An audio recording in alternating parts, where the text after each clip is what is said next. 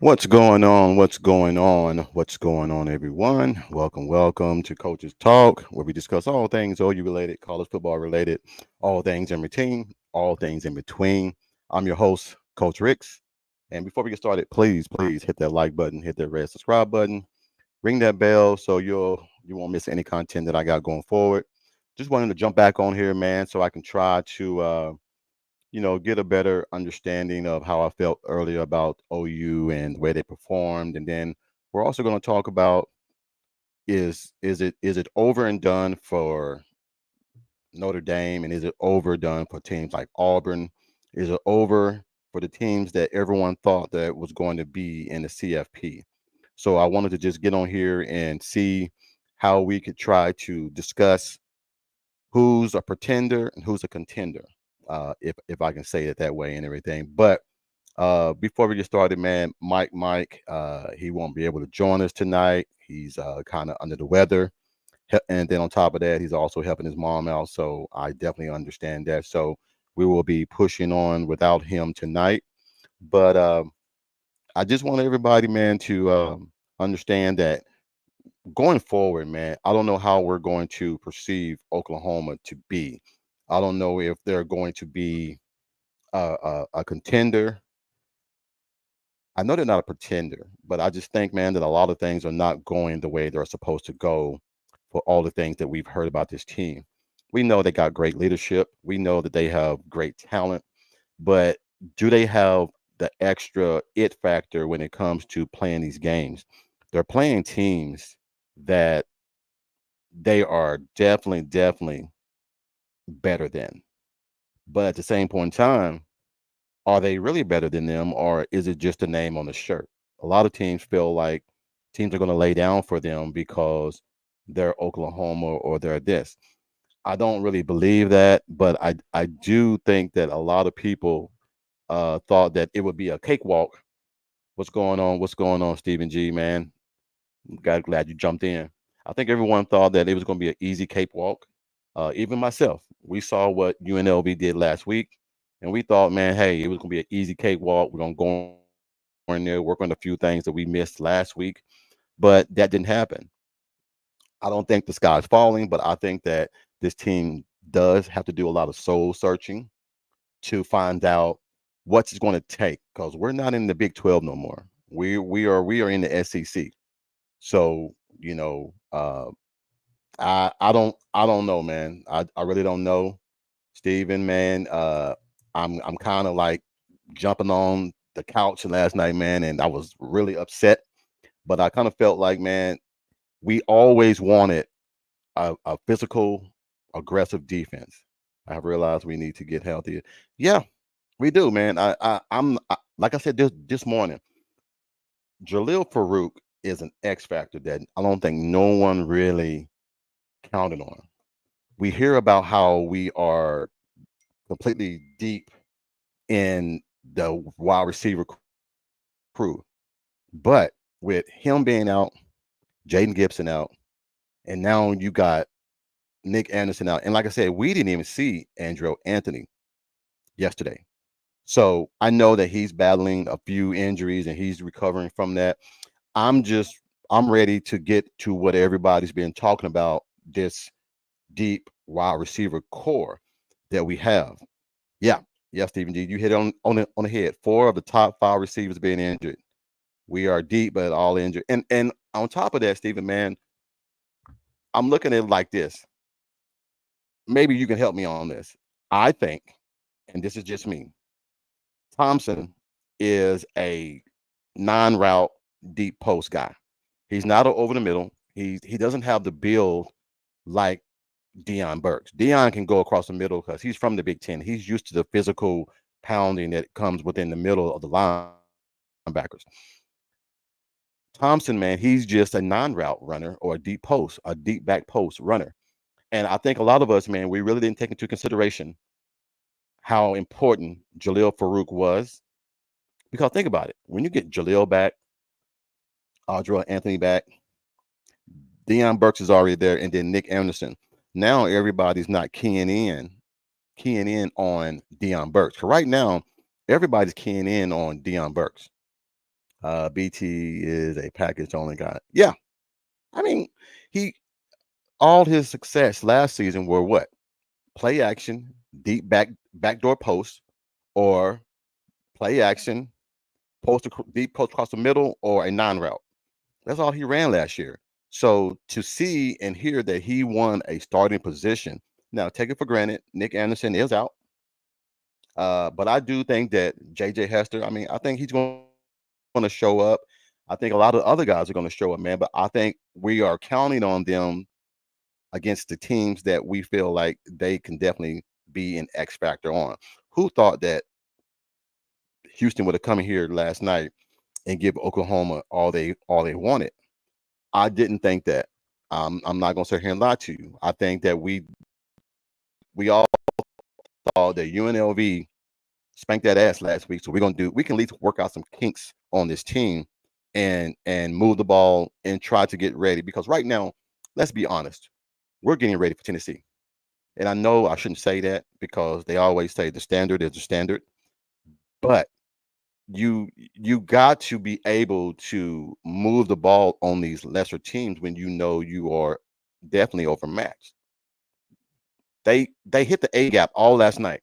No one said that. They hit the A gap all last night. And it kind of made me mad, man, because I was sitting here talking to a friend of mine. He's a neighbor, and they was over here, and they were like, "Hey, man, what's going on?" And I was like, "Man, I don't know, but it's pissing me off because these guys are. We were forcing things when we didn't have to. Yes, the play calling was not what I thought it was going to be, but you know, I don't know, man. I'm just sitting here and I'm trying to still going through some things with players and people and everything texting me about the game last night. Uh, I just feel like a lot of the guys and everything, man, don't understand that you're working to get ready for Tennessee. Because if we show up like we did last night against Tennessee, we're gonna get our ass whooped. I'm gonna tell you that right now. It ain't gonna matter what happens. We're gonna get our ass whooped. Stephen G, O line. I just don't know what we should do. They did go pass pro, but Jackson Arnold seemed not to trust. He did, man.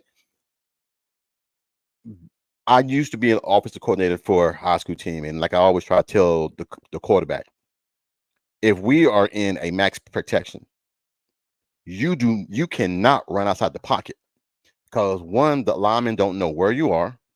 Two, that's when a lot of the holdings get called because when you sway to the right or left, the offensive line don't can't turn around to see where you're going.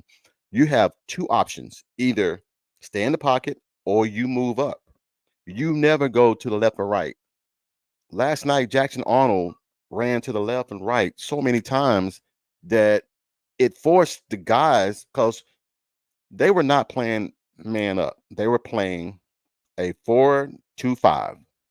But the way they had it was their defensive ends was on the outside of our left tackles and right tackles.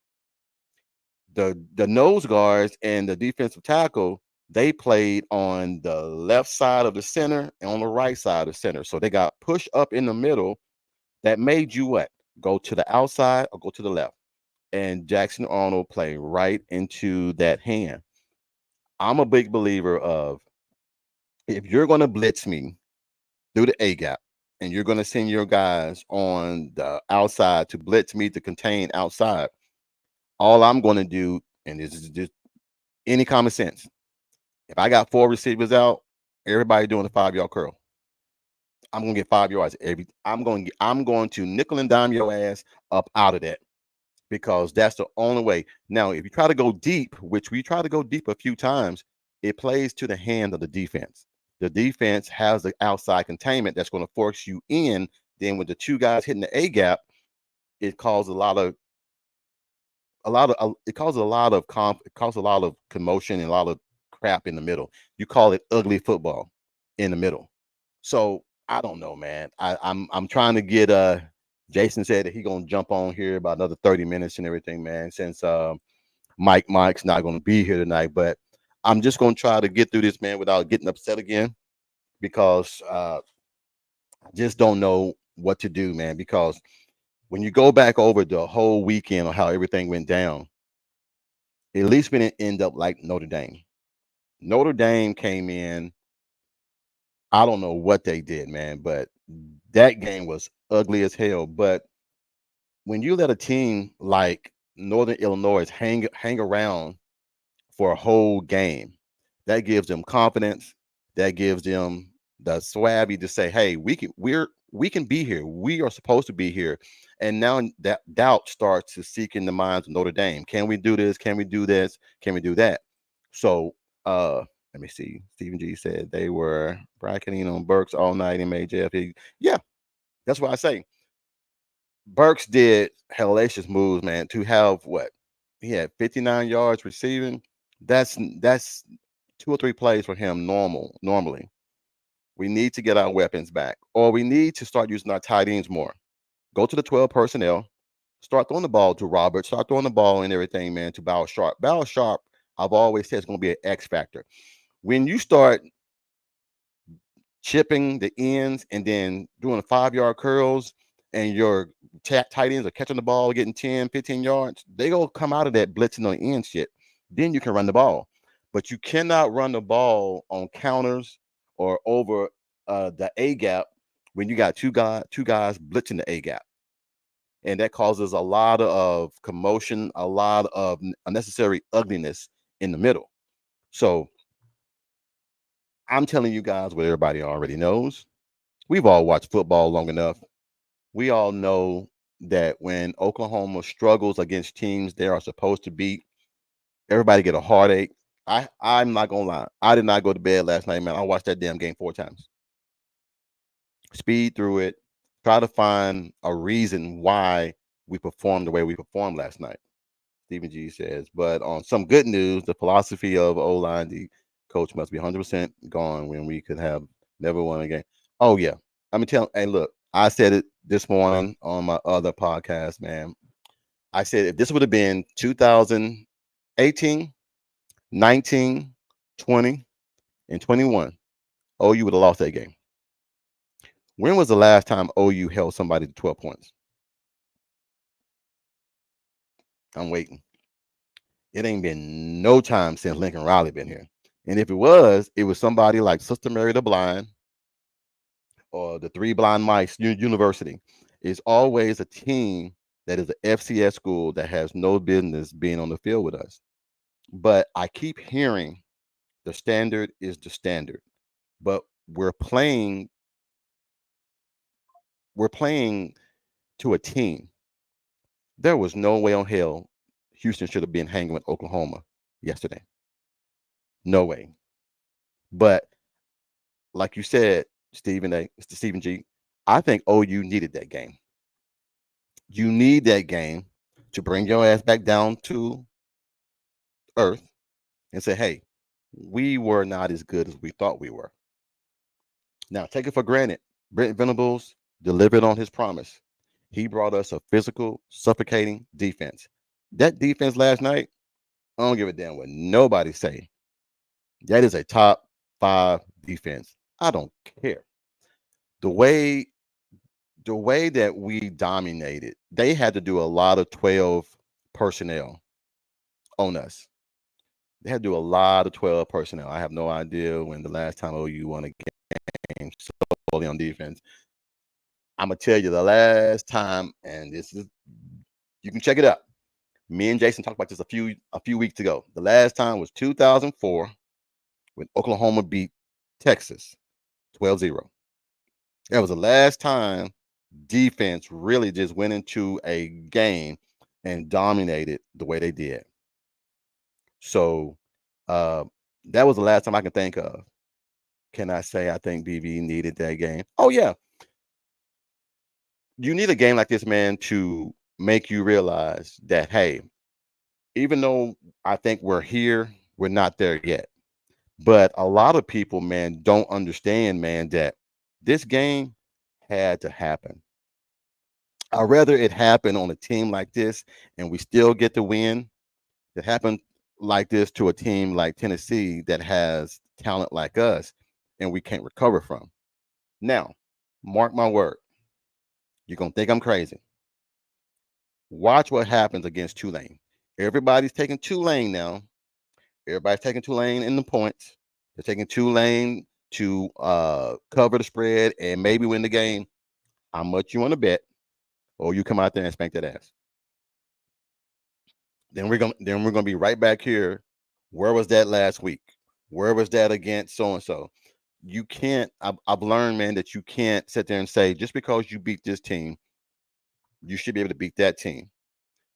That old saying on any given Sunday, you can get beat. Well, on any given Saturday, your ass can get beat if you don't show up and do what you're supposed to do. Now, I'm being honest. I think the defense played their ass off last night. Stephen G says because we never had to question Levy and DG in either the last past 2 years. This is a game as a head coach. BV needed to realize he is responsible for. Yes. Now that's a good question, Stephen G. Because I thought by going to go get Zach Alley that you're going to focus on the complete program.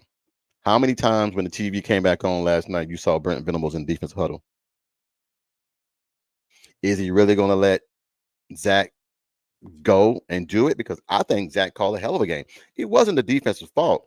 Can you imagine?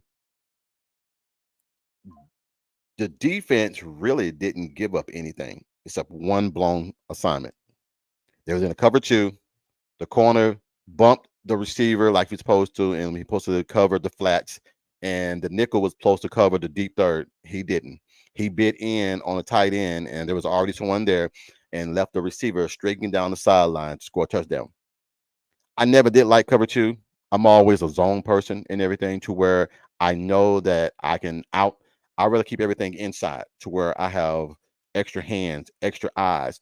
Once you start playing a cover two and you let somebody cover the deep thirds, if that nickel is not knowing where he's supposed to go, there is no one else back there that can help you. You're on the island by yourself.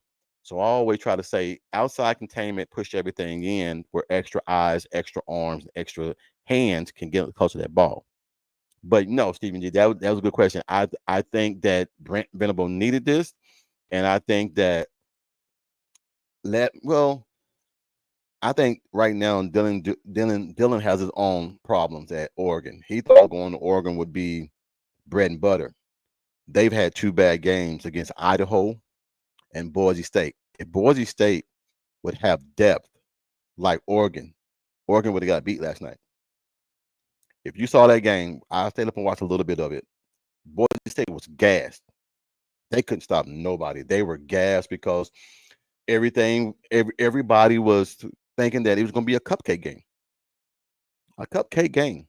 So all I can say, man, is that I'm hoping that we turn it around next week. I believe we will. I really believe in this program, man. I really do. The long blow assignment would have never happened if the personal, yes, pass interference call, and that's what bothers me too, and everything, man, is that we hear that the SEC officials allow a little bit more physicality on defense. You're allowed to, bump and hold a little bit more. When you go from Big 12, from Big 12 to, I don't know who the referees were last night, but they were not SEC. A lot of those penalties and everything was stupid. Now Bates taking the helmet off after the ball game, they're gonna bait your ass into doing something like that every time, man. And you have to be disciplined enough to know we got the game already in our hand. All they're trying to do right now is just piss us off to where we get a personal foul.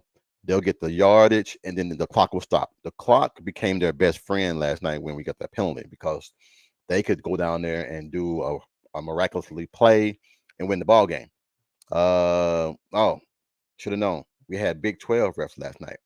And I still feel like the Big 12 got it in for Oklahoma and Texas. I don't know if they're going to ever let us go. I don't know if they're ever going to stop effing with us and just let us we paid you your money. We're out of your conference. Let's let it go.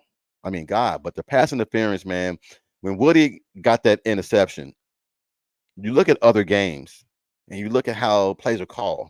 I'm tired of plays like the one in Oklahoma State when they held Stoops, or when we're playing for Farouk and they're all over him. He make a miraculous catch and no pass interference. It always seems like the pass interference always affects us. Woody was in great position. He had inside containment. How in the hell you call pass interference on somebody who has inside containment and they're both have their hands on each other? Now, if Woody would have had his hands on him only, I get that. But they both had their hands on each other. And I always felt like if and I do referee some high school games and games, I've always tell people and everything, how do you want me to call it? That's my favorite question I always ask them. How do you want me to call it? Because if you want me to let them get a little bit more physical, I'm all for it because I love the physicality. But if you want me to call every nitpick thing, it'd be a long ass damn game. Most times coaches shut the hell up and everything, let me call my game and everything, or the game goes smooth. But I think a lot of people, man, are I don't want to bash the team too much, man, because they did do some things, man, that I was happy to see. We did have a 2 tight end package, 12 personnel, and we did use that personnel very well. I just think, man, that Jackson has to trust the offensive line a little bit better because they did a damn good job last night.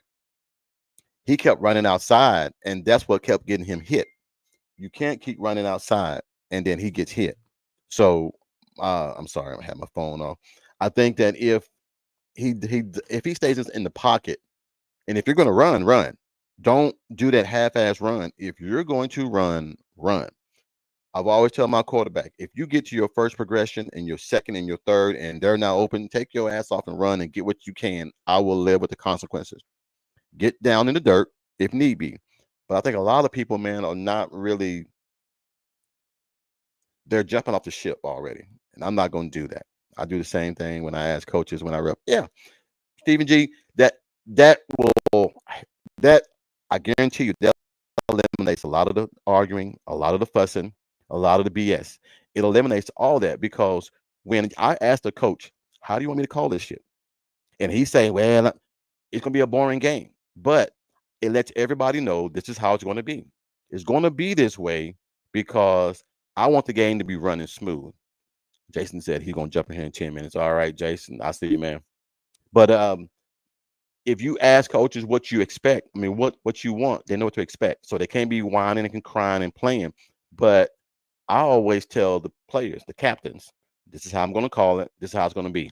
I'm just tired of a lot of the bad calls not going our way. I think the interception being turned to pass interference was a bad thing. I think them saying that uh uh was it Dobie kicked the guy while he was down. He didn't kick a guy. He was trying to get the guy. They were laying on our guys, and like I said, it's the old rule. They'll lay on our guys, try to get us to push them off of them. The ref will always catch the second part. They'll never catch the first part.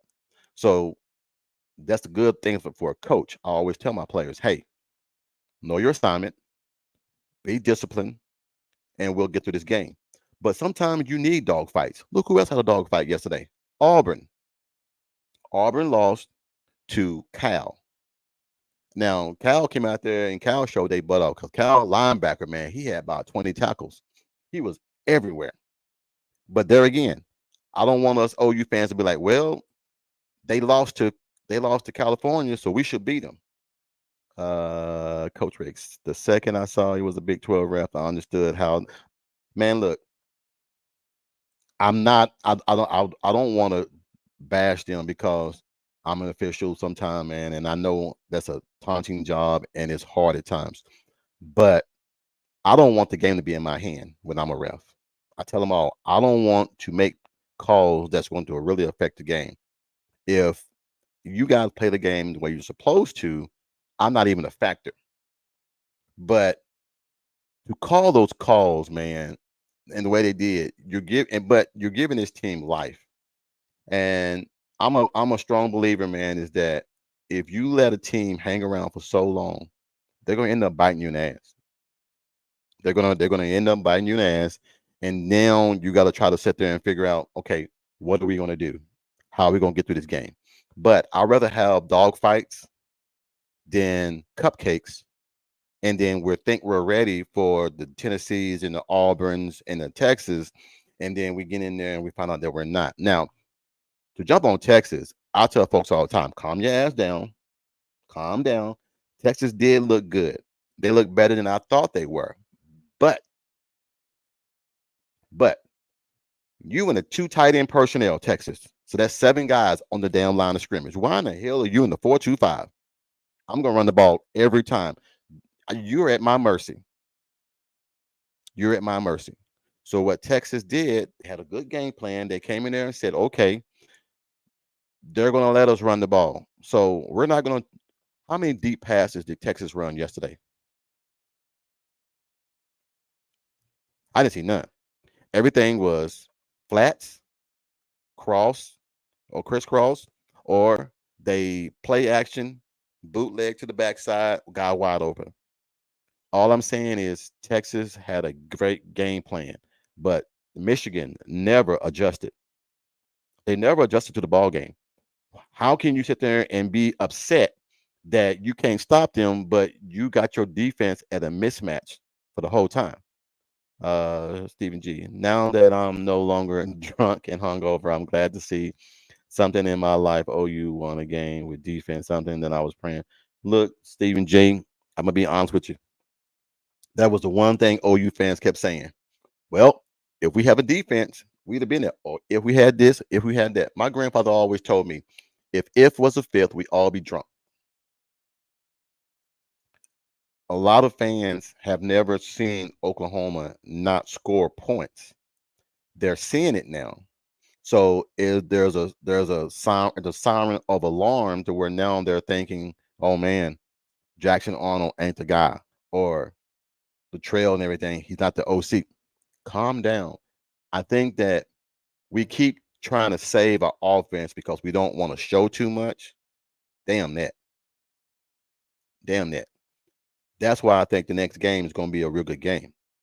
We keep saying, well, we don't want to show too much material to Tennessee. We don't want to show too much material to Tulane. We don't want to show too much material to Auburn. You keep saying that and you keep thinking that, and you're going to get a lot of L's.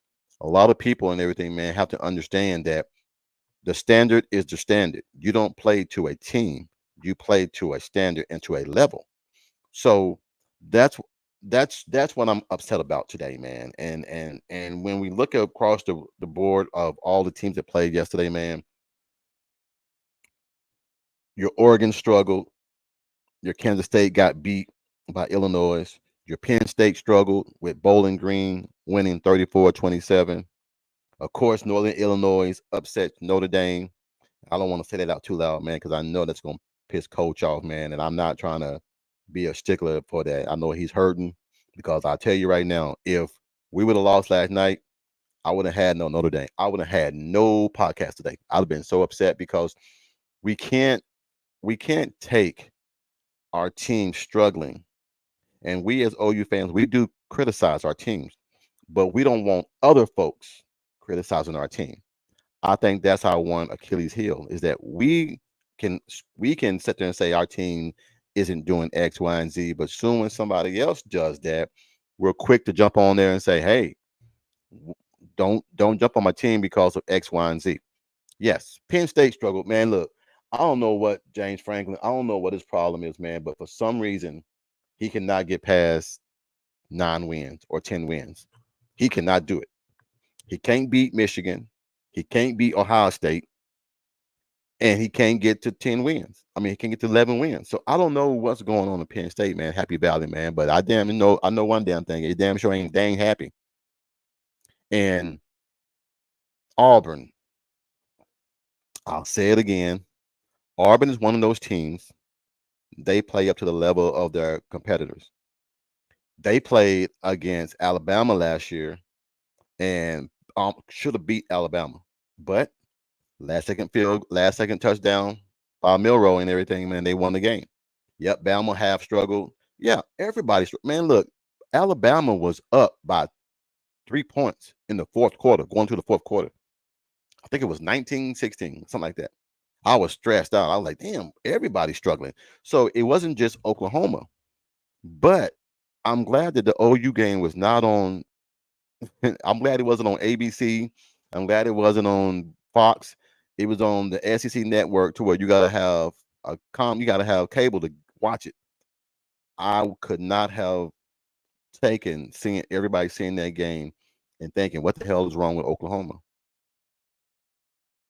So all I can say, man, is that going forward, I'm just going to support my team, man. I'm just going to try to be realistic and be honest. I still think that we can be there in the end. I still feel like we can do some things and get this team better. But I just feel like a lot of us and everything, man, have to come to the realization, man, that this team may struggle. This team may struggle and everything, but I'm just hoping, man, that everything works out for them and everything, man. But jumping on something else, I was watching the Arkansas game, and I want to talk about this, man, is because this has been bothering me all day. How in the hell can you have 648 yards total offense? The quarterback throw for 416 yards, and then you run for 232 yards, and you lose the ball game. Stephen G said it could have been worse. We could have had injuries as well. Oklahoma State won, but injury. Utah won, but quarterback. Yeah, I saw that, man. Rising, man. They was killing Baylor, man. And then I turned it back on and saw that Rising was on the sideline, man. I think it's just hand. He had two fingers wrapped up, and I don't know if he broke his two fingers or what. But you're right, Stephen G, man. A lot of teams struggled yesterday, man, and I don't know if it, but I think Brent Venables had a good thing last night. Brent Venables said a good thing last night. He said we should have lost that game. We played we played like we're supposed to lose that game. And when a coach says that, and I know how bad and how much he loves OU, for him to say that, that really hurt him, man, because now you have all the components there, all the key pieces there. So you can't say that, well, we don't have X, Y, and Z, or we don't have this. You have everything there in front of you. What's the problem? I don't think it's Latrell's. I don't take it. I don't think it's Latrell. I don't think it's Jackson Arnold. I think a lot of people, man. I think we as OU fans, we have these expectations, and so do everybody. We have expectations, and we think that the game is supposed to evolve and play out the way we think it's supposed to play out. It didn't, but I'm happy to know that we can win games if we score 16 points or 20 points. I tell you right now, if Oklahoma can score 30 points a game, I don't think that defense is giving up more than 20 points or even 24 points, because I'm going to tell you right now, Houston has some talent from that Dallas Fort Worth area and that area around there. They can go get talent. That Houston area, man, you can go out there and get anything you want in the Houston market. All over injury for the season sucks for yeah, that does suck, man. I don't like injuries, man. I don't like seeing nobody get hurt. But there again, that's when you're supposed to do what you're supposed to do and then rest your starters. That's why, I agree with you. No one got hurt. No one got hurt. Oh yeah, man. Look, Willie Fritz. I tell anybody that want to listen, man. Willie Fritz is one of those coaches, man, that understands X's and O's. He's another. I don't want to say Bill Snyder, man, because that's disrespectful to Bill Snyder. But he is a close to Bill Snyder. He understands X's and O's very well and everything. So, hey, man, we got Jason jumping in, man. Let me let Jason jump in here, man. And what's going on, bud? What's up, my guy? How's it going? And I'm pissed. You and everybody. You trying. and I'm everybody. I'm trying to be honest, man, and just sit here and say that it was all in my dream, but I don't know, man. I really don't know. And it's nothing bad. It's nothing real bad. I just think, man, that we finally got what we wanted. OU fans said we want a defense. We want a defense. Yeah, Little did we know we have to give up an offense to get the defense. right. So Well, I don't know that you have to give it up. You know what I mean? I think that what you have to do is realize that in order to do that, a couple of things. I feel like you have a situation where kind of, we talked a lot about how the defense was so far ahead, right? And so they've been kind of beating up on the offense a little bit, right? there gets to be maybe a point of that where maybe there's a bit much of it, and maybe you should dial it back a little bit if you're Brent Venables, and let not to say not to say that you want to go easy on it or like give them anything. I understand, that baptism by fire kind of stuff, and that's where you're at. But I also think that there gets to be a point where you've gotten some guys hurt. You've also gotten in their head a little bit about what they're seeing, right? Mhm. About what they're seeing from another defense, because not everybody's going to be this Oklahoma defense, right? So you end up going up against these guys, and there may be some things that are creeping into Jackson's head. The thing that I want to stress the most to me is that, look, Jackson Arnold does not need to come out of the game. And I'm not telling you No. that I don't love me some Michael Hawkins, because I do love me some Michael Hawkins. I think it's great having him, knowing that if something does happen to Jackson, that he's going to be able to come in there and give us some things that we can win games with. The one thing you don't want to do is you don't want a situation where, I was just saying this, and I'm going to kind of be preaching this, I think, all week. To me, what you don't want is to go into a situation where you lose Jackson Arnold because you knee-jerk reaction and end up with it now that we know he's not going to be here next year. Because I've been saying this a bunch over the last 2 years. 2025 is the target year to win the whole thing. If it's just this is what I feel. Whether they went 11-1 this year or 7-5, it's still 2025 is the target year for them to win it all. Yeah. Well, I thought the same thing, man, because 25 is the year that we have everyone coming in that is top notch, man. I mean, we're losing Stutzman and we're losing Billy, but look at what you have right now. We do have some dogs on the backfield, man, in the defense. And like I was saying before you came in, man, I'm not really mad about the defense, but I think the defense was on the field too long. Some of the personal penalties and everything from this Big 12 officiating. Man, look, I was telling Stephen G before you came in, I love the SEC officials because I hear from a friend of mine who officiates. He said he always asks them before the ball game, how do you want it called? Do you want me to let them play, or do you want to be a tic-tac and be a boring game? And I love when a referee does that, because now I know where I stand. But how can you call a pass interference when the guy has inside containment on the defense, on the offender, on the wide receiver, and then you call pass interference and they both are pushing each other? I just can't see how you can call it on the defense when he has inside containment. Right. No, I know. But I agree. Well, you can't. My question is, what in the hell are Big 12 officials in Norman calling the SEC Big 12 game? That was one of the things I was saying this morning, is that this is supposed to be an SEC network while we're using Big 12 officials. Yeah, I don't know. I mean, it doesn't make sense. Is it something similar to Oklahoma made a promise to when they left the Big 12, they would, I mean, is it something like that, or I don't know, because I was shocked when Stephen G said it was Big 12 officials. Yeah. So I don't know, man. I'm trying to calm down and everything, man, because yesterday was a very, very depressing day. I had people in my house, man. I had a packed house of people here, and they wanted to come see what OU was about, and to show that shit, I was like, man, it didn't make me feel good, man, knowing that we played like that. But I think we do need those kind of games going forward. I think we need those kind of games. Bagman, I heard the SEC refs are just as bad. No, not from what I saw.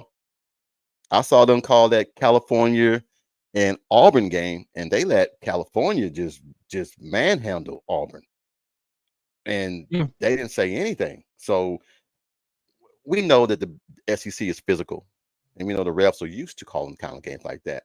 So when you ask a Big 12 official team to come in and call an SEC game, you're going to get games like this. So yeah, it's I don't know exactly how the officiating See, Garrett says the away teams get the officials. Okay, I don't know that you could be right, and I don't I know didn't that know maybe that. their way of trying to Even I guess even it up or something like that, or whatever you want to call it. I guess that's what they're trying to do. I guess, but in the end, it it says a lot to me that these guys really gotta they gotta get better officiating wise. You know what I mean? They just guys Emily it's K gotta said, happen. Jason, good to see you on the side of a near CFP death Yeah, thank you, experience. Kimberly. I was just typing that in, but I don't do well with typing and talking at the same time. So yes, thank you, Kimberly. I appreciate it. I'm still here. I try to multitask, man, but I'm I'm not still good at it here. either. I mean, we escaped an ugly Saturday for football when they win next.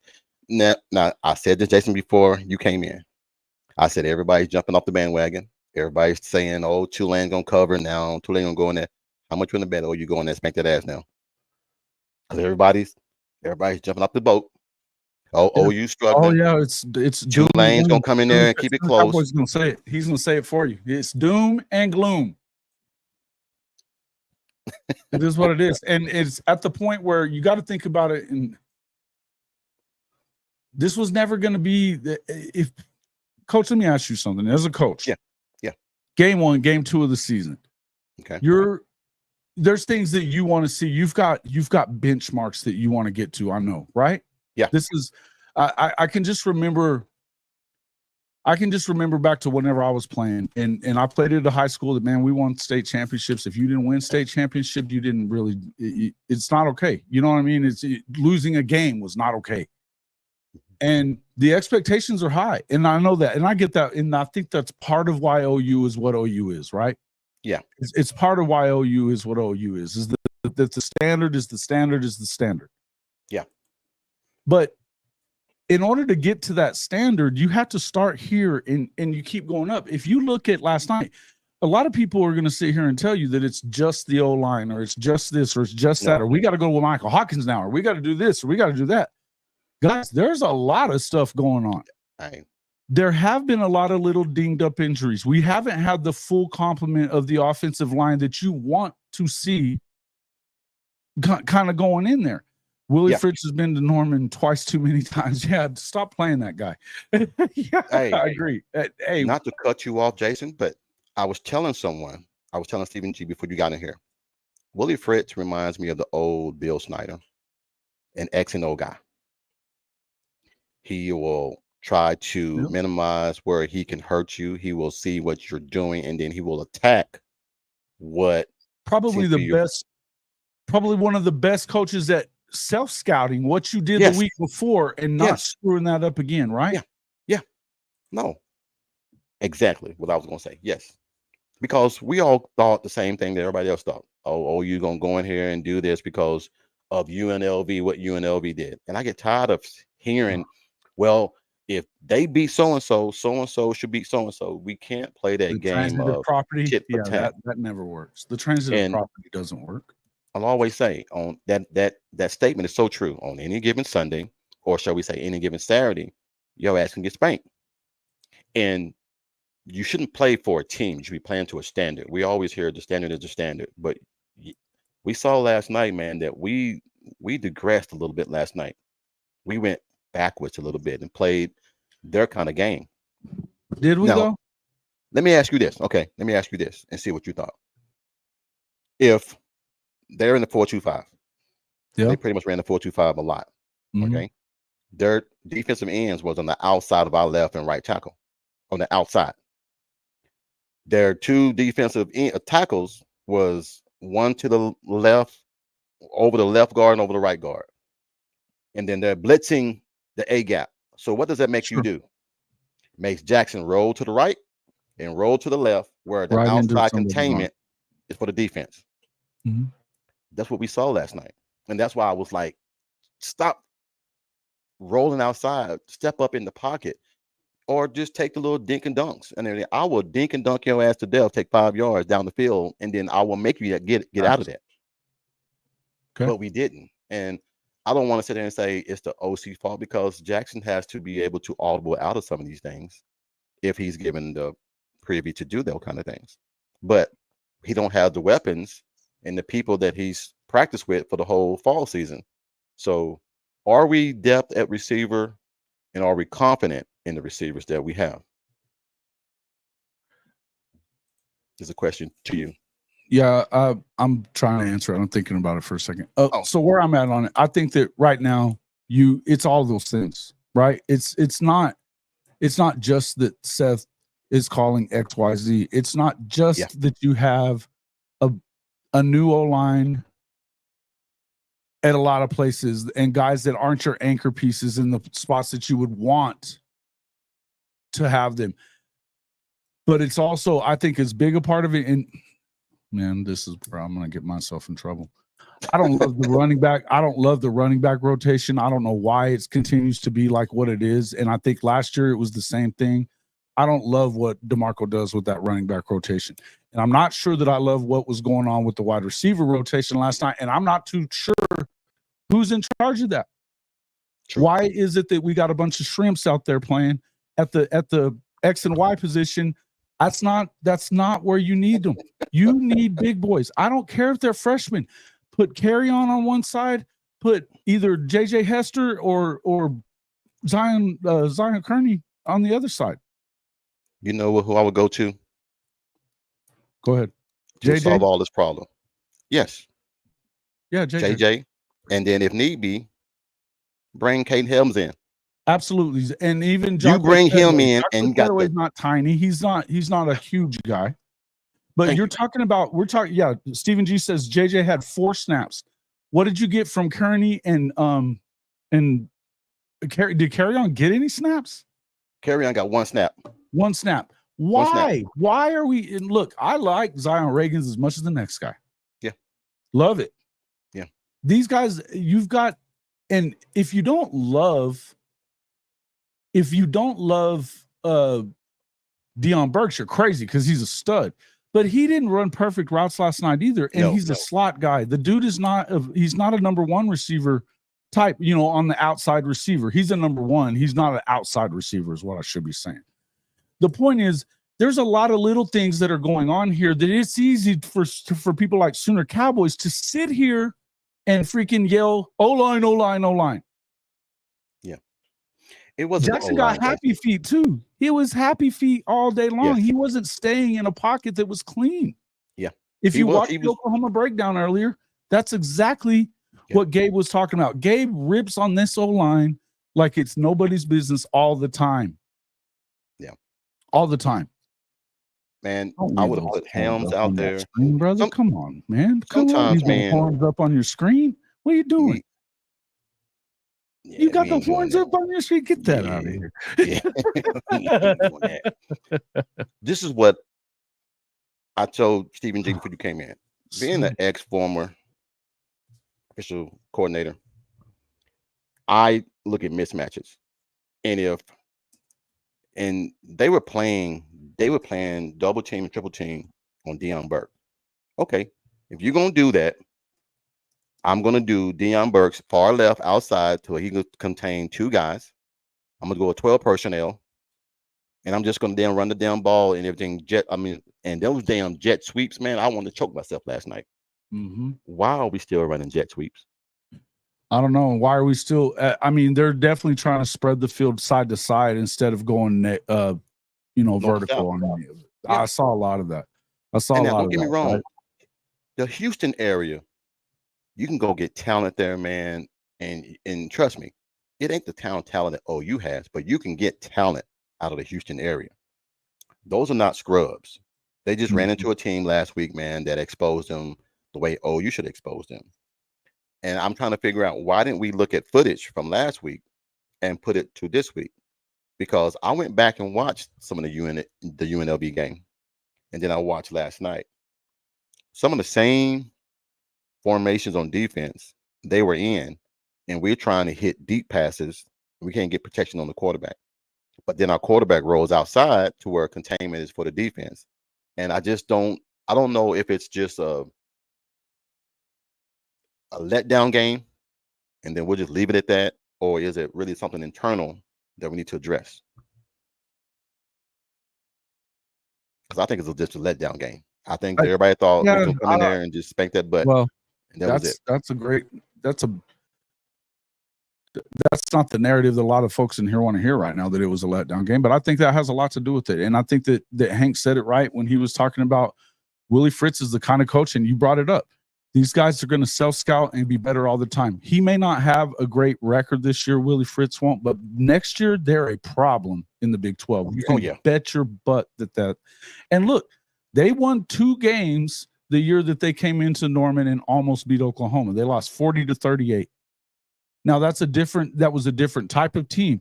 But what did we talk about on the show whenever I had you on and for last Monday's recording that we did? We talked about it. You have to be able to win the 13-2 game.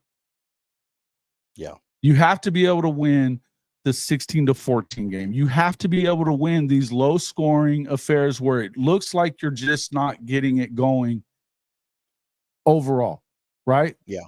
Yeah. And this is hard for Oklahoma fans to understand, and including me, by the way. This is hard for me. This is hard for you. We're not used to seeing this.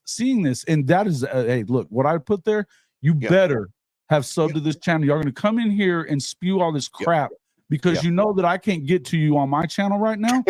You better sub to this damn channel. Yeah, man. I'm trying to just overlook it, man, but I don't have the patience like you do, man. I know that you'll just time them out. Get out. Put them in timeout. Put them in timeout. They need it sometimes, especially when that's all they've been wanting to do. That's all they've been wanting to do. And Trojan fight, oh man, this guy, bro, I cannot wait until USC does what it does. Man, because look, we all know what's coming. It's coming. Oh yeah. Look, man, Lincoln has won the big game at Ohio State because he had Baker. And then what do we do? Later on that season, lost to Iowa State, a team that we should have spanked. We was up 21 points at halftime, and then we ended up losing the ball game. So it's coming. Everybody know that Lincoln is going to go back to the old Lincoln and do the same thing that he always does. Mm-hmm. So hello, Jason. How are y'all doing this evening? Man, I'm doing good. I think Timothy Green. I mean, being a coach, man, I have to look at it from both sides, man, because I really can't put it all on the players. Sometimes it goes on the coaches, and I really believe what BV said. We played terrible that we should have lost the game, but you didn't. You didn't lose the game. Your defense stepped up, and that's the one thing that I'm very confident in. Yeah, there's a reason why they're going to have an opportunity to win every game. They may look, defense. Guys. It's the defense. And I was trying to finish what I had said a little earlier, that I have said that 2025 is that target year for a while now, right? I've been saying that. Yeah. Whether they were to go 11-1, 12-0 this year and get to the playoff or not, and you go 7-5, it's always been that time. Right? It's always been 2025 for me. Unless you run off Jackson Arnold, which there's a large segment of this fan base that wants to do that right now. You can't just pull the plug on this. And the expectation that he was going to come in here with a bunch of new receivers, because they're all brand new right now. Andrell was here last year. Nick was here last year. Jaden Gibson's out for the season. You've got a couple of JJ Hester's been around, but he hasn't really been a player. He hasn't been a guy that's been in the game much. He's a guy that you would hope that he's got a little experience, a little, time on him. He should be better. Right. And so Hank, listen, and look, that's not the team that they have over there, but they're a little better than what you saw in week 1. And I'll tell you another thing, that UNLV isn't what you're used to seeing out of UNLV either. No, man. They've got a hell of a head coach, and Brennan Marion's one of the best offensive minds in the country, period. Exactly. And they put up 27 on them. 27. Yeah. Oh, okay. It would have been great if you see Oklahoma get to 27 last night. I would agree with that. The bottom line is that there were some things that could have been done. You're gonna have to be okay if you really want this thing to be what it is, and you really want them to turn this program into a championship program. You've got to be able to go through the bumps of a brand new quarterback, the learning curve of a brand new quarterback, even if he's a 5-star Elite 11 winner, high school player of the year, they don't come in and become Baker as a senior, as a true sophomore, yeah, starting your first games. That doesn't happen. And guess what? I'll tell you not. And Coach Ricks will tell you this for sure. That didn't happen with Trevor Lawrence either. Trevor Lawrence and them were led by that defense, and he just went out there. By the end of the year, he was a lot better football player than he was at the start of the year. Not everybody really looked at that Clemson football team and realized that they weren't winning because of Trevor Lawrence early in the year. They didn't really win the Natty because of Trevor Lawrence. They won it because Trevor didn't make mistakes, and he would hit, and they had ridiculous talent at every position too. But they won because of Isaiah Simmons and because of that nasty D line and secondary that they had that wasn't giving up nothing. What did they give up in that championship game? Think about it. They gave it like 16. Yeah, to Alabama. To Bama. And they had all the talent in the world. They were leading. They were either top 3 or top 5 in the offense that year. Alabama was, and they got 16 points. Yeah, and beat them 33-16, or was it 43-16? 40-something to 16. Yeah, listen, he looked great, and everybody was talking about Trevor Lawrence, and he should go win the Heisman next year and be the #1 pick, and blah blah blah blah blah blah blah. And he was all those things. He didn't win the Heisman, but other than that, he was a #1 pick type of guy, and it is what it is. But there's a lot of things. Kim is saying it right here. There's a lot of little things that are going on. The deal with DeMarco, I would tell you this right now. I don't love his demeanor with these guys all the time. I don't mind you coaching them hard. I don't think they mind you coaching them hard. I don't think that there's a rhyme or reason to what he's doing with the substitution pattern. Yeah. How is it that Taylor Tatum isn't in that game more last night? Yeah. I don't understand it, because he averages. He came in the ball game, man, and immediately got 10, 15 yards. And he's averaging 6 yards a carry. Nobody else is. Hey, Stephen G says, Jason, I said this earlier to Coach Ricks. For the first time in my life, defense won us a game solely on them. Mm-hmm. Coach Ricks, when was the last time you said it happened? Oh, I told him the last time Oklahoma really dominated the game on defense, Jason, was when I told you 2004 when they played Texas and they won 12-0. Yep. Look at this Bagman one right below that, though. You please you talk to this, speak to this point. Please. T-Law had, and I didn't. What?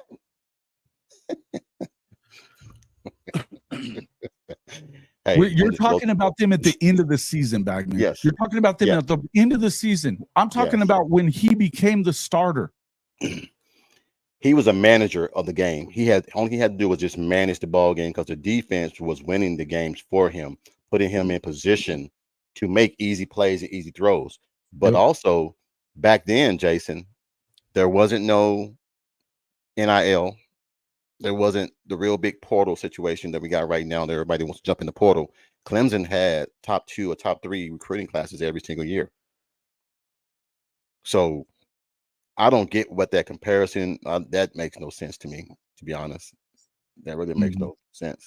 No, it's just, what's going on, and I get it. Guys are just, they're grasping at straws here. They're grasping at straws. They're doing there has to be a fix for it today, right now, this second, or else they're not going to be happy.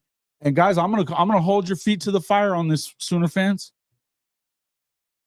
Stop expecting for you to be able to bake a cake that takes an hour, take it out in 30 minutes, and it's good. It'll be good. Yeah. Stop it. It's ridiculous. I'm not telling you that they're in great shape in I'm not sitting here sunshine pumping. I'm telling you that the question I was asking you, in week 1, week 2, week 3, do you expect as a coach that by the time you hit week 6, 7, and 8 to be as good as you would you hope that you're significantly better by then, or do you think that you should have peaked already and you're already a finished product in week 3 as a coach? Yeah. I mean, you've been a coach, you've been a coordinator. What did you expect out of your offenses? Did they come out of the gates firing, or did you expect that by week 7, week 8, you were going to be much better? I wanted progression every single week. to where when we start playing the tough physical teams, we're mentally and physically prepared to play those teams. That's why we call these couple of games cupcake games. We shouldn't call them cupcake games, but they are. It's just that when they become a physical cupcake game, now we want to try to point fingers to, well, the reason why we didn't win that game the way so and so did was because of this. I never was a believer in Oh, that so and no. so and do this and do that. Yeah. I hate that. Jason, I hate that. And I tell my players the same thing. If you're going out there reading the paper or Twitter or whatever your account is, because I always take the cell phone during football season. Because one thing with kids these days, and I shouldn't say this because they might hear it. I'm not gonna say they're not mentally tough, but a lot of them really believe the hype that they hear. Well, And it's not the then, same as what it was when we were growing up. You know, yeah, coaches can't talk to these kids the way that they talk to us, right? oh man, look, like Coach Walker was on here. He said that he has to learn how to explain certain things to kids now because they are sensitive. Everything is, you're hurting their feelings, or that I didn't like how you said that, and then mom and dad get involved. Back when I was growing playing football, it is what it is, or your ass just don't play. This is the way it is. And if you vary from left or right, you just don't play. Period. Tell your mama, tell your daddy, tell anybody, you're just gonna be on the bench. Just the way that goes. Tight ends have tight ends, man. I've been saying it for the longest. Bauer Sharp should be put him on an island by himself. Can't nobody guard that dude. No, Bauer Sharp, and now Roberts. dude, You Roberts looked got really good to me last night. dude. You got Really two good to me. tight ends that's Caden catching the Helms, ball. Caden Helms needs to get some run. Yes. If you look, if you put two tight ends out there, 12 personnel, and then let's say you have Helms out there, and then you put Deion Burks, who you gonna guard? You can't double team now Get them Deion all. Burks now. Get them all. But You that's can't the double thing is team him like, now. right, and that's the thing. The idea that all of a sudden they're a bunch of guys that he hasn't worked a ton with because they're the second, third, whatever team, in practices are going to come in and immediately gel with Jackson Arnold is silly. Number one. Number two, Jackson's got to, and you know what? That interception, that was really on Deion Burks. He got skinny when he needed to stay going wide. Yeah. Right. I mean, as a receiver, I know that you got to finish your route.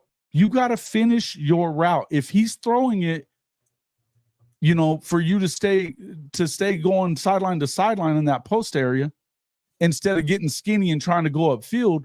Yeah.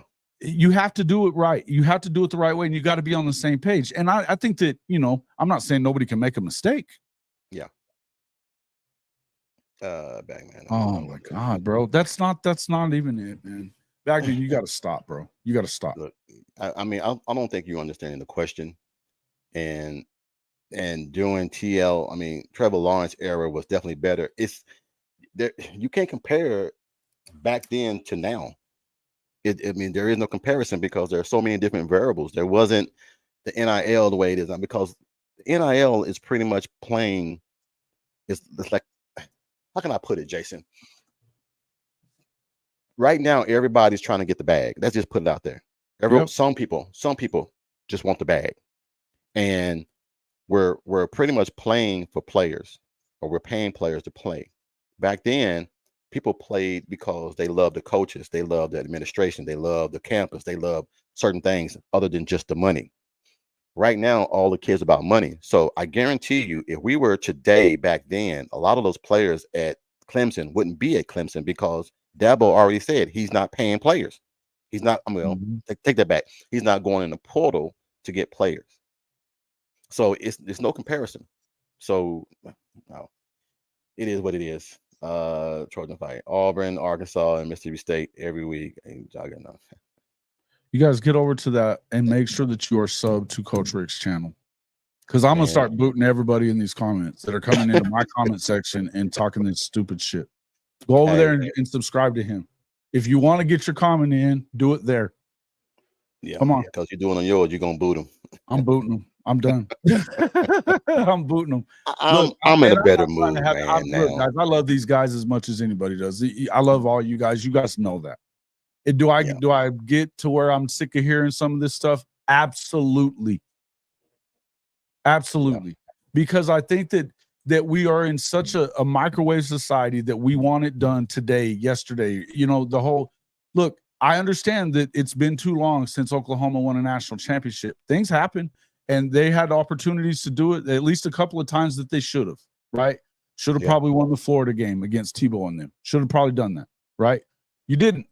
That maybe should have won the LSU game. I think they lost that one against K-State.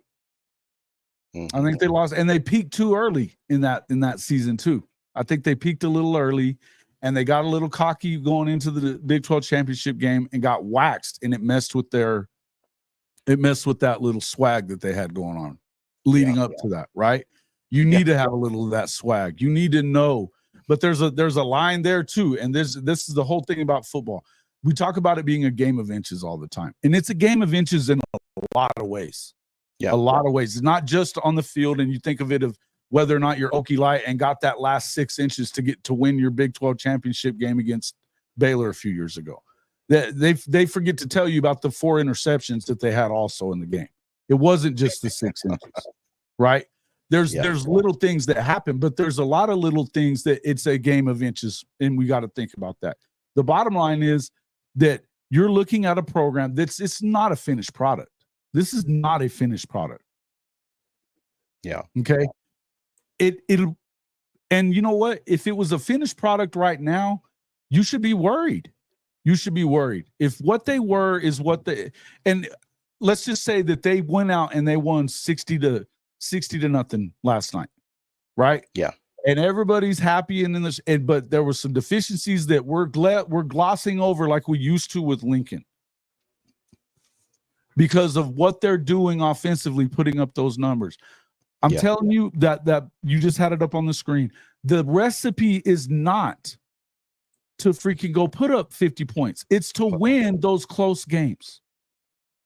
trying to It's find to that win word. those low scoring affairs. It's to be able to go out there and know that your defense can make a stop on whoever it is. Yeah. This football team will be in every game. Oh yeah, This football that team was the will one be thing in I'm not every worried game. about. That's one thing I'm not worried about is the defense. I'm really not worried about the defense. For some reason, the defense is going to. I think we left them out there a little bit too long. Yeah. I think that some of the personal fouls and everything, penalties that we got, took away opportunities because we gave it the one touchdown off the pass interference. The next play, we had a blown assignment in the cover 2, and the guy went down the sideline, end zone, wide open. So if you take away that, and then you take away because both of the touchdowns came off of pass interference or personal fouls. Well, they only gave up one touchdown, but yeah. Yeah. Well, I mean, the one where they blown assignment, that was a touchdown. Right. And then wasn't there another one? Well, the blown assignment was because they were booing about the blown call. Yeah. And Billy couldn't get the call over to RSJ, and he missed the assignment. He didn't know what his assignment was because Oklahoma fans were loudly booing the interference call from the play before, and so he didn't get the call from Billy. And that's the thing, and that's okay. These things are going to happen sometimes, right? But this is still the point that we're trying to look. If it's not for that, then they've given up a total of 9 points this season. And then again, game of inches, folks. Game of inches. Little things happen this is football. There's nothing. It's the ball is shaped odd so that you get weird bounces. Yeah. That's how it is. It's not a circle. It's not, you know what? You don't know exactly what the ball's going to do, or you have to put a certain spin on it. Just because you set it up this way doesn't mean that it's going to all work out on every play. Exactly. Because the ball is oblong and supposed to bounce weird. And sometimes, and there are good coaches. Look, I love our coaching staff. there are good coaches everywhere. Oh yeah. Yes. And Houston is No, not devoid of really good coaches. They're not. man. You have to win. I think what he was saying, we're not an offensive juggernaut. He's saying that we need to win because it's kind of the same thing that I'm saying. Thunder OU Sooners trying to say you have to go and get guys that you have to know that you got to play well for your defense. Your defense has to be what leads the way. And to do that, you're not going to be, if you're leading the way with offense, I think this is what I've been saying this on my channel, that it's all about that winning the game where it's maybe 13-2. Look, think about our national championship season. Josh didn't always have great games. We go back and think about that. His games weren't great all the time. They had a game. Texas A&M did everything but beat OU that year. Remember that game? Yeah. I do. I remember it well. Yeah. Was Texas A&M as good? No. And Texas A&M is what they always are. It's the same. I mean, I've been saying this a lot. They've been the same team since the freaking 1930s. The point is, every once in a while, you have one of these win by the skin of your teeth deals. Oh, yeah. Bishop Frank said it earlier. We'd have lost this game last year or the year before, and certainly during the Lincoln years, we'd have lost the game. They didn't. They found a way. Yeah. Let me ask you a question, though, real quick. What's up? At the end of the game, and it's a mistake. I'm not saying it's not a mistake. Joshua Bates freaking out, trying to kill that guy, taking off his helmet, getting a penalty. There's been people saying he should never play again. I think what, Jason? Before you finish that, I'm gonna say this as a coach. That's the one penalty I don't mind, because you were protecting your quarterback. Yep. And I'll take. We all knew what Houston was trying to do. They were trying to do shitty things to get cheaply penalties and stop the clock. If my quarterback, and it happens all the time, our quarterback sits back there, he waits to see who comes around, he takes a knee before a guy gets there. When a guy deliberately comes in and hauls in on him and puts his face in the dirt, if nobody jumps on that damn guy, everybody running bleachers. I'm gonna run everybody. Thank you. That's what I was going for. Spaghetti says, Spaghetti said that was horrible, embarrassing. You know what? What was embarrassing about that? I hope you're saying that it was embarrassing that Joshua Bates was the only one that was freaking out and trying to kill that guy. Spaghetti, I think, man, you have to look at it from a player and a coach's point of view. Is that we say we brothers, we say we are a unit, but then let's put you like this.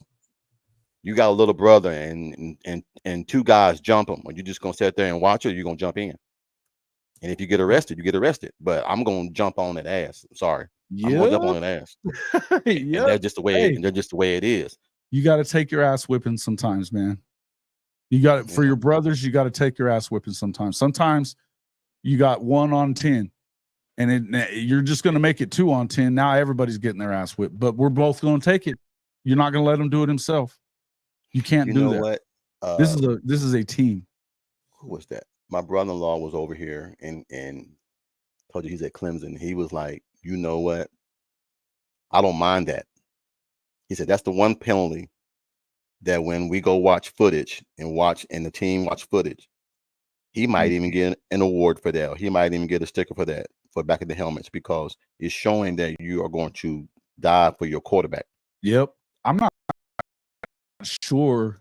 I mean, and maybe I'm wrong on this, but I'm not sure that BV was as pissed off as Joshua Bates as a lot of people thought he was, because I think. And you noticed what Beatenbow was doing on the sideline was he was talking to him calmly. He was telling him how calmly it was, but he was calmly talking. I saw that. And when BV came over there and pointed, like, go sit your ass down. And I took that as he was probably a little irritated at the moment.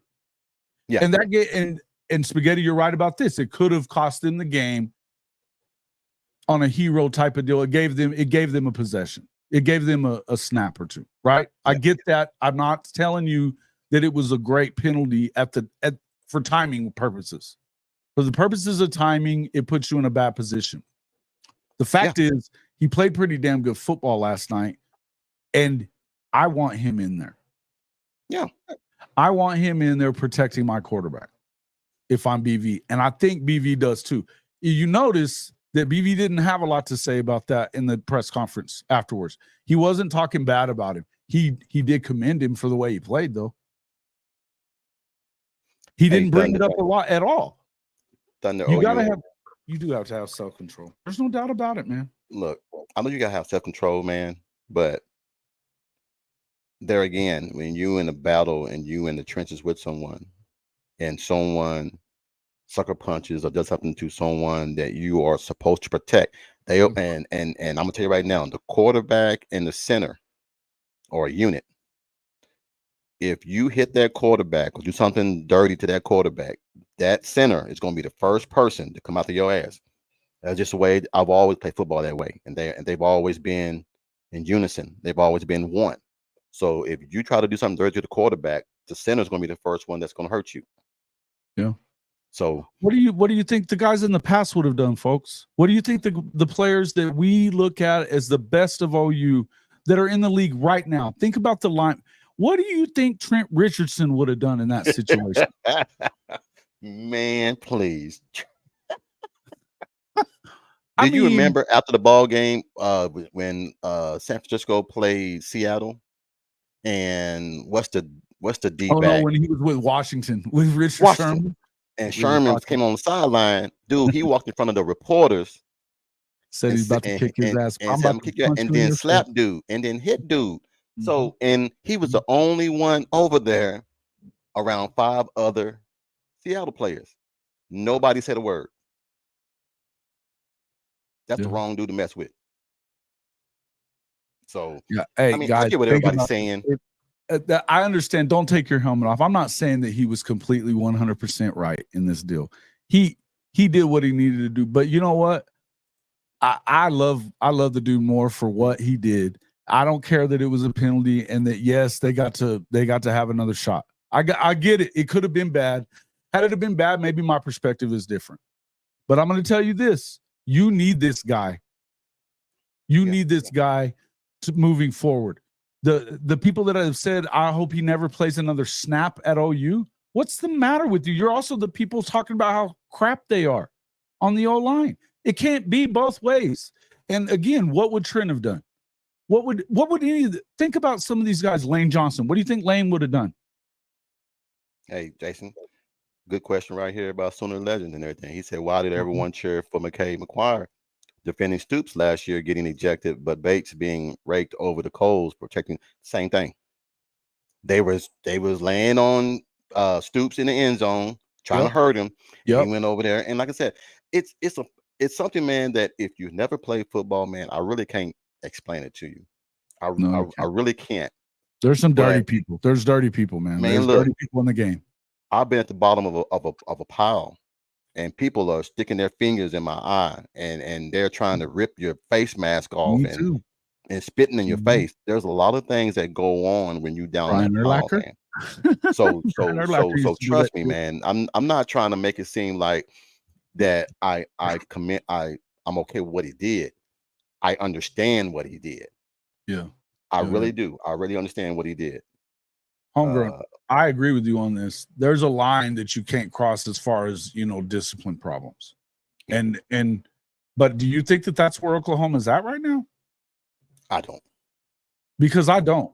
I mean, look, the LSU had guys that were pointing imaginary guns at people and stuff, trying to be gangsters and stuff. I mean, that's a different thing. That we're not talking, and that was celebrating touchdowns or, bad. And I said it on my show last week. Look, for all the people that want to talk about how great USC is right now, if it's not for those 2 stupid penalties, USC doesn't win. Yeah. One-handed grab or not, they don't win.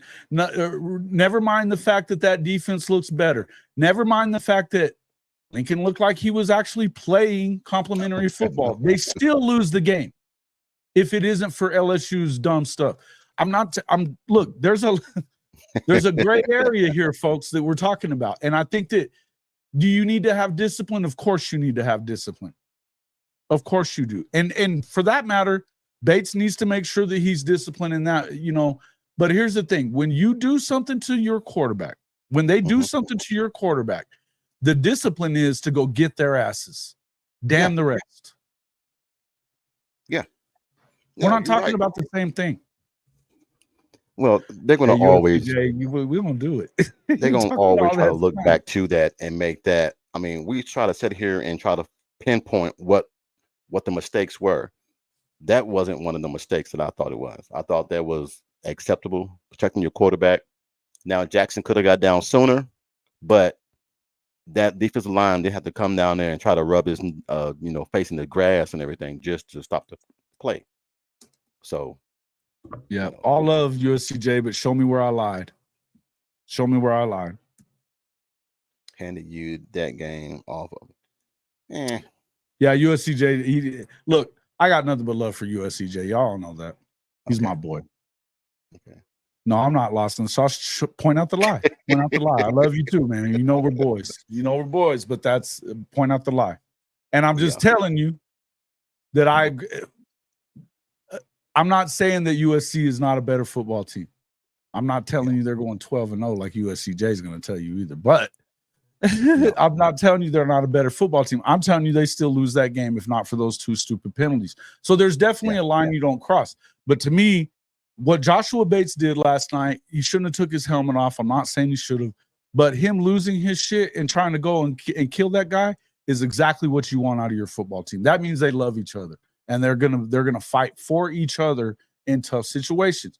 People can say what they want, and we can talk about the fact that you didn't look great last night in certain areas. Where they looked great was defense. Where you win national championships is on defense. The offense can come along. Yeah. The offense can come along. What? What? Okay. No, I don't agree. I think that there's things that happen at certain times. Look, Jason, if you go back and watch the game, I said it a few minutes ago. Houston was trying to do any and every dirty little trick they could. If you look at, like I said, I've played the game, you played the game, or you've seen the game. When you're down there, man, people are doing things, saying things. I've heard everything about my mom, my dad, my sister, my cousins, everybody. You ain't this, you ain't that. Right. When you do that to kids that don't have the discipline, and I'm not saying they don't have the discipline, because I think this team does. It has great leadership. But how much can you take? How much can you take before you boil over and make a bonehead decision? And it costs you 15 yards. Okay.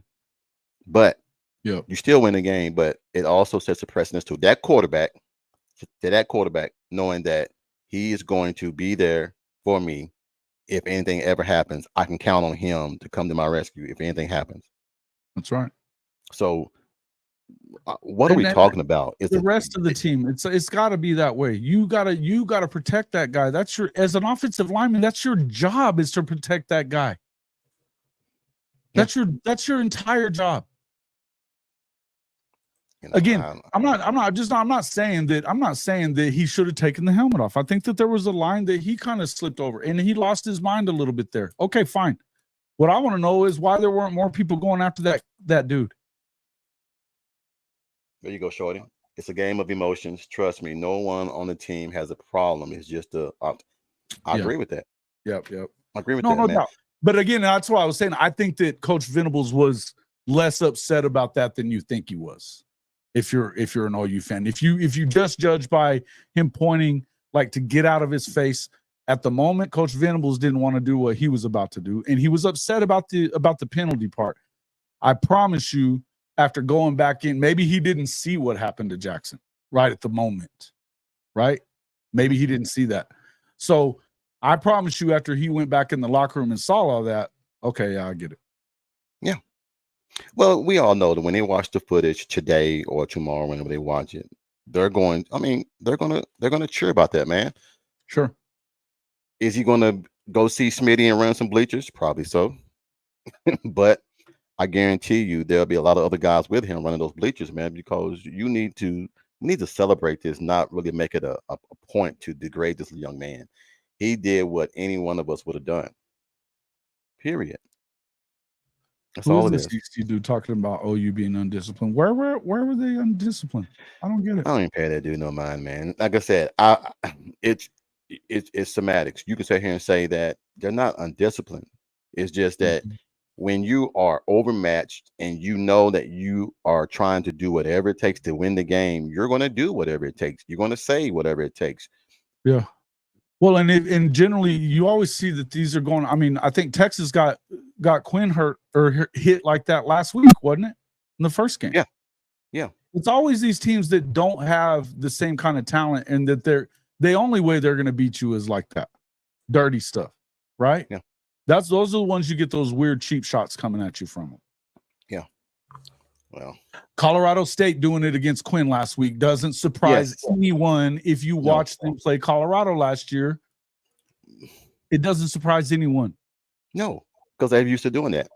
Yeah. They're used to doing that. You know, so oh, you didn't choke on the cupcake next game time.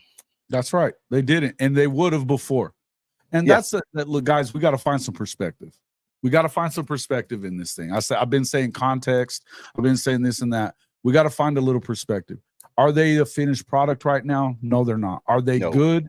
Are they good? They're definitely really good on one area of the ball. They have the ability to be pretty good on the other.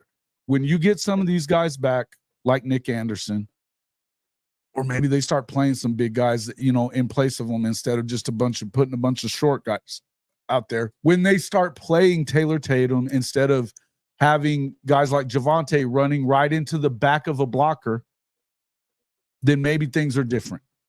Okay. There's things that need to be worked out. I'm not telling you that there isn't. I'm not telling you that last night was a great look for Oklahoma. It wasn't. But 2-3 years ago, they lose this football game. yeah, They lose this football game and they put themselves in jeopardy of making it anywhere. They're not there yet. We can sit here and we can do the transitive property thing and, oh, well, look at what Tennessee did. They beat the brakes off of NC State. Which one of yep. you folks in here believes that the ACC is very good? I want to know which one. Not me. Because I don't see it. Oh, no need to pee. Yeah. That's right. Thank you, Yeah, Shawty. yeah, Thank you. And this is what I was just asking Coach earlier. The expectation is that you're better in week 8, 9, and 10 than you yeah. are in week 1, 2, and 3. The hope is that you're much better. Progress every week. Progress every week. That's all What's it up, is, man. Stat? So, Yeah. Hey, man, well, shout out to Stat Guy, Shawty, USCJ, all you guys that are popping in here on my channel. Make sure that you go over to Coach Rick's channel. It's at Coach Rick's. Make sure you get over there and check that out. I put it into my chat earlier on. You'll see it up there. Make sure you guys go subscribe to his channel. He's got great stuff on every week, man, and he puts it out consistently. Love being on this channel. Love watching this channel. You guys should be watching it too. appreciate it, man. Appreciate it. Well, I did my ramping and raving and everything, man. So I'm good my too, neighbor, man. well, hey, no, my neighbor is Notre Dame fan. Oh, And man, he had okay. his flag. He had his flag flying out this yesterday morning.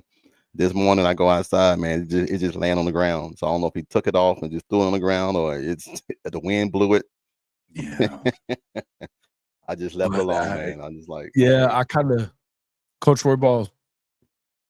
He threw his little fit on text a little bit last night, and the only thing I can say to him is, "Yeah, I'm not sure what to say. I'm not sure what to tell you, Coach." And he goes, "I'm not sure what to say either, other than this quarterback and blah blah." I mean, I was just, Coach gonna be in a little surly mood for a few days. he's I'm gonna be in sure. there for a while, man. And like I said, it's gonna take some time for it to rub off, man. And I'm not gonna All sit love here to and lie. Coach Roy Ball, though, man, and I don't think it's the end of the world for them either. It's gonna hurt them. It's going to hurt them. They need to win out for sure and hope that, but I still think they're a good football team. We saw it the week before, but there's a problem there somewhere in their locker room that they're not able to get up for some of these cupcakes because this is the third time they've lost to a team that they really had no business even being in the game. right? I know, man. That is why I'm kind of nervous, but I'm not really nervous. I think I'm just concerned about certain things. Uh, I think that I like when Latrell said, "It's on me. I'm never going to put it Sure. on the players. It's on me to do a better job." And Yeah, you I didn't hear think, that from man, Lev very much, huh? no, you've never heard that from Lev, and you No. never heard it from Lincoln. Lincoln's main thing was we're almost there. No, Yeah, no, just tell the truth, man. I love when our coaches said we sometimes you play needed like to shit. call him out and you didn't. I think that happened at SC last year because Caleb was freelancing way too much for them to, you know what I mean? He Thanks for should have some been legend. I running. appreciate that, man. He should have been calling him out for changing plays and freelancing the way he was, and he wasn't. And so I think that hurt SC at times. And you've Yeah, seen since Miller Moss isn't changing plays, that guy's not changing plays. Is no, he Caleb Williams? No, nobody's going to no, mistake him for Caleb Williams. But no. they're more sound as an offense running things the way that we've seen Lincoln run them before. That it's not always perfect, but he's going to run the ball, he's going to run it downhill, and he's going to put his quarterbacks in a position to where they're going to be able to say, look, we're going to match up where our matchups are, our number ones are going to beat your number ones. If you get them one-on-one, then you know they're probably going to win. That's No, that. Jason. Go I'm ahead. sorry. No, he says Jason is Nick Anderson more hurt. No, he's not really hurt, man. I think they're I just don't know. leaving him out for precaution. Yeah, They're I just kind of leaving him think so out. too. I think it's time to get him back in if he's not. We're gonna I find. think I they're think going to we get him find back out. I next think week. we find that out this weekend. If he's not in this weekend, yeah, probably so. He's not ready. Then and at that point, uh, He's flying at half mast. You mean half mast? half mass today, half mass. Yeah. Man, I'm not gonna lie, Jason. When I come on your channel sometime this week and coach is there, I'm not gonna say a word, man, because I know that stings. I know that stings to him, man. And this, ooh. Yeah, I'm not taking shots at Coach, man. You know that he's my boy. He's my show partner. We've been doing this together now for a couple of years. So yeah, it is what it is. He's Yeah. saying that half mask. Yeah, I knew what he meant. I was like, wait know a what he's minute. saying, I was in the too. military. What the hell is mast? You mean half mast? Yeah. That's funny stuff. Somebody died. Somebody important died. Serious question. I know football comes with injuries and you cannot control it, but do y'all have some problem? That's a lot of injuries and stockpiling before it comes. I don't know that it's as many. I think it's a lot of. I don't know, man. Here's what I would tell you that I think is, and I think I may have heard this on K. Chris's show, and this is where I think you have to be careful. I don't remember where I heard it. It was either on Jay or K. Chris's show, and it made me kind of stop and think. And I'll pose this to you: this idea that if they're not hurt to the point that they can't play, and you're not playing them anyway because of precautionary, whatever you want to call it, or that you don't think they're good enough for you to play them, that you can beat them with your second and third teamers, that kind of will permeate throughout the locker room is, we're not that good. They're not that good. We can beat you with our second string. And that's not really the message that you want. If you really want them to be up for everybody, you got to be up for everybody. Put in Nick Anderson and these guys until you're up 28. Then go to your backups. That's how you should be more precautionary if that's the case. Look, and I don't know that that's for sure what's going on. I think it made me take a step back and think about it, though. Yeah. I mean, I would do the same thing that you just said. I mean, play your guys. I mean, there's no reason why starters should be playing past halftime against a team like this. Go out there, execute, do what you got to do, and then you bring in your subs. And then you let your guys get that type of play time and that type of execution. So when you need them down the road, that's when your Michael Hawkins come in the ball game in the third and fourth quarter to get him ready for games down the road if you need him. But to have to fight the whole game and not play well doesn't look good. But at the same point in time and everything, it shows that we can improve on certain things, and we need to improve on certain things. And it's not a real big thing, Jason. I'm not gonna sit here and lie to you, man. I watched that damn game 4 times. Well, you get a wake up call, right? You get a wake up Yes. call, right, from this last night. Yes. I think you get a wake up call from it, and you probably last week they were probably like, man, the fans don't know what the hell they're talking about. They're bitching about 51-3. You know what I mean? But this week, Okay, now some maybe they're not that far off.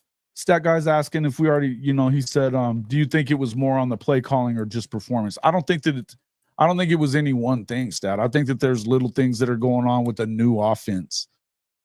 And not the offense is similar to what it was. There's little changes, but you've got a new quarterback. There was a lot of new linemen. The lineman wasn't really the issue last night, but there wasn't anybody in the game last night very much that at the receiving core that had been on this team last year that have or even have been paired up with Jackson a lot to where they have a great chemistry. I think there's a little Coach I and I were talking about it on his show last night, though. Jackson had happy feet. There's no two ways around that. Oh yeah. He was leaving a pocket that was clean. And that's not me saying that Jackson sucks. That's me saying that those are things that have to get corrected. I believe they will get corrected, but these are things that have to get corrected. I also think that I don't understand why play calling. Yeah, we can. I could go back and try to dissect the play calling. I think I would dissect the substitutions more than anything at running back and at receiver. I don't love their rotation right now at either position. I'm gonna tell you right now, man. Javonte Barnes, man, he's running physical. He's running hard. I don't know what happened. I don't know if he's trying to prove something, but he's running hard. And I think if he can just get the gap and hit it, and he looked good to me. And like I said, I haven't seen him do that, man, since he was a freshman. So I don't know. Yeah. Let's see. Yeah, and Danny Stutzman's a stud. Yeah, he is. Hey, they were talking about him on the SEC network this morning. They were talking about him this morning. He is definitely showing the SEC that he's All-American because that's all they were talking about this morning, the SEC network and everything. Well, he had 15 tackles last night, 10 of them in the first half. Anytime that something's going on, he's diagnosing and blowing up the play. Same with Kip Lewis. I hope his injury wasn't real bad, but it was really he did a great job. Yeah, and Fries, if you want, you should make sure that I think you're on my channel right now. Make sure you guys jump over to Coach Rick's. It's at Coach Rick's right here on YouTube because we're streaming to both places. Make sure that you guys are getting in there and checking him out and subscribing to his channel. His channel hadn't been up long. He's super consistent, doing a lot of work. You guys will like his channel. Try to. I got a lot to live up to. Doing a great job, brother. Loving it. No, but I do think that there is some differences with the play calling. I also think that there's more to it than any of it. If we're trying to pinpoint one thing, I don't think you can do it. I don't think you can. I think that one thing begats another sometimes. There's just certain things that it can snowball on you a little bit. I think there's I don't love their substitution patterns. I don't. No. I don't understand. And look, man, if you guys have watched me, you know that I did not like DeMarco's substitution patterns last year. I didn't like it. Well, I'm not going to say that live, but I know there was things that happened in the locker room that they didn't love it either. Just put it that way. The point is there's little things that need to be cleaned up. And Seth and Joe John are working on what they're trying to work on. They were kind of part of it last year, but I think that if you're Seth and Joe John, you need to get it under control and be like, look, if we are okay to play freshmen on the defense anywhere, then we need to be okay with playing freshmen on the offense too when it comes to that running back room, DeMarco. I don't care how much you love Javonte or Gavin or those guys. If they're not the ones that are averaging the most per carry, we need to find out who Taylor Tatum really is. Because guess what? DeMarco, you were a freshman ready to rock and roll. AD, freshman ready to rock and roll. Yep. Joe Mixon, freshman ready to rock and roll. Now, he wasn't going to play as a freshman for other reasons, but the point is he was that guy. Yes. Some dudes are that guy, and that's Taylor Tatum. He came in the game last night, man, and he immediately started busting the holes and everything. So do you think it's more of seeing something different? Do you think it's more of just hitting the hole a little bit faster, or what? Or is the vision just a little bit different? I think that Javante is a kind of a mixture. I look, man, he's running with violence, so I don't want him to not play. That's not what I'm saying. I'm saying I want to see some carries for Taylor. Gavin doesn't seem like he's seeing it as well right now. Right? And I mean, you know what? Sometimes these things go in waves a little bit with running backs. But I think that Javante, we want to see them patience hit the hole right, and then get through it. I love the violence he's running with. But I also think that there was times that, yeah, maybe the play calling, they could have ran the ball a little bit more. Right before the half, giving them the ball back, there's no way that should have happened. That drive took 15 seconds to go 3 and out off the clock. I'm going to answer this question. So, Can't yeah, have it. Jason, if it's multiple things that's wrong with the offense, do you still like your 9-3? Before you answer that, Jason, I'm gonna say this: what 3 teams gonna beat them with the defense that you saw yesterday? What 3 offensive teams do you think is going to beat them? I can only see 2 that might could beat them. That's Tennessee. Yeah. That might. I said might. I didn't say could. Might. But Nico ain't seen the defense like last night. You can't just put it on what they looked like against NC State, because ACC football teams are not. Exactly. So it is what it is.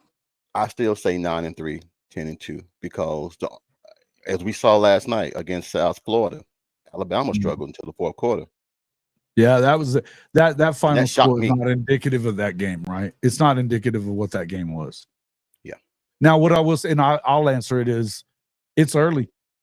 It's early. Right? Yes, and they're 2-0, not 0-2, but it's early in the year, and I still believe that they can. Look, there's not enough dudes that we know are never coming back this season that tells me that they can't get to where we expect them to get to. There's not. Okay? I know. They're going to get Nick back. They're going to get Andrew Anthony back full time. Andrew played a few snaps last night. Means he could have been in the game. They just didn't have him in there. That I have to ask the question why. Okay? I have to ask the question why. Why is it, if Nick's ready, Nick needs to be in? And if we are doing that, where we're holding them out because we don't think these teams are good enough to stay on the field with us, then that is definitely not the message that you want to send to your locker room. Okay? That's not it. Because they haven't won anything just yet. Yeah, did anyone see Bama's prolific offense? Again, yes, these things, hey man, Oregon and Boise State, they did everything but lose that game. I was, before you jumped in, we were talking about that, me and Stephen G, and Dylan had to throw the ball 43 times in that game. And the only reason why Boise State lost that game, if you watch that game, Boise State was gassed. They didn't have nothing else in the tank. They were gassed. So they didn't have the depth that Oregon had. So they just pretty much just let them dink and dunk down the field to get a field goal. And that was it. So it wasn't a real big victory. I mean, I don't know what Dan Lanning is doing down there, but the defense that he said that he's going to have, he don't have. Well, I don't know, man. I don't think their offense is prolific either. I mean, they put up 30. I can't say too much. EC's saying any team with a functional offense is basically what he's saying. No. Because the difference right now. What is the difference now? The difference is those functional offenses aren't going up against your standard Oklahoma issued offense or defense. I'm sorry, defense. You're not going up against those guys anymore. Again, the defense is the reason why you're going to be in all those games. The offense may be why you lose a couple of them. What you want, Shawty said this a bunch of times. You don't need Jackson to go out there and win games for you. You need him to not go out there and lose them. You need him to go out there and score, and when they should. You need to go out there and make plays when we need you to make plays. But this defense is going to keep you in a position to be able to win football games, and that includes in the SEC. I would ask Stat Guy, think about the week before when they played Old Dominion and looked trash, South Carolina did, right? Then they turn around and they look. That was a completely different football game yesterday. I watched it, and shout out to them. Shout out to South Carolina and the way that they went out there and got that done. Yeah. What a game. They embarrassed Kentucky on their home field. Yeah. Embarrassed them. Is Kentucky worse than Old Dominion? No. No way. No. Come on. Just all you got to do is accept the fact that they're not who you want them to be yet. Yeah. I still believe in Coach. We got to wait and see how they are. But no, do I have a problem with my 9-3 prediction? Absolutely not. I stand on business. I know where they are. No. Hey. Well, hey, Jace, I got to get up out of here, man. Yeah, no worries. Thanks for having me, Coach. No. The wife and everything is giving me the sign. I can't make her mad. Hey, man. Happy life, man. Don't say that, man, because everybody says that, man, and it always makes me feel bad.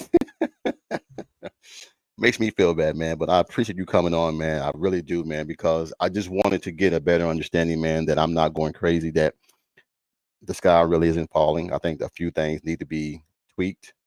I think that we need to get our guys in and start gelling in the right direction. I mean, we don't have Andrell, we don't have Nick. Those are two vital people that can come in there and help Dion and everything, and then that will open Bauer Sharp a little bit more. So I think we're fine, man. I just think a lot of people and everything, man, are just ready to jump off the ship, and think Oklahoma is just going to be this 7-5 team now, like ESPN said they were. So anyway, listen, it's keep saying that 7-5 stuff, you know. Man, look, I don't believe it. Like I said, man, keep on saying that silly shit. That works. My neighbor, that Notre Dame fan, he was like, "Hey, man, at least y'all won. At least y'all won." He said, "I would have loved to at least kick the last second field goal and won the game and still say we're undefeated, but we don't get a chance to say that." So anyway, I'm out, man. Enjoy yourself, man. You guys, man. Stay with Jason, man. I mean, like I said, this is my dude, man. I'm trying to be like him. He hates me when I say that, but I want to get to where he's at, man. So like I said, support him, man. Do whatever you can, man, and keep it moving, bud. Y'all show him love, man. Y'all show him love. You know, you were always going to be on my channel talking. I may do something later, but we'll for sure be on in the morning on Rise and Shine College Football. But thanks for having me, Coach, man. I appreciate you. I'm taking a sick day tomorrow and everything, so I'll be here. So if you want me to jump on anything, man, I'll jump on, man. So see you guys tomorrow, man. Peace out, man. I'm out.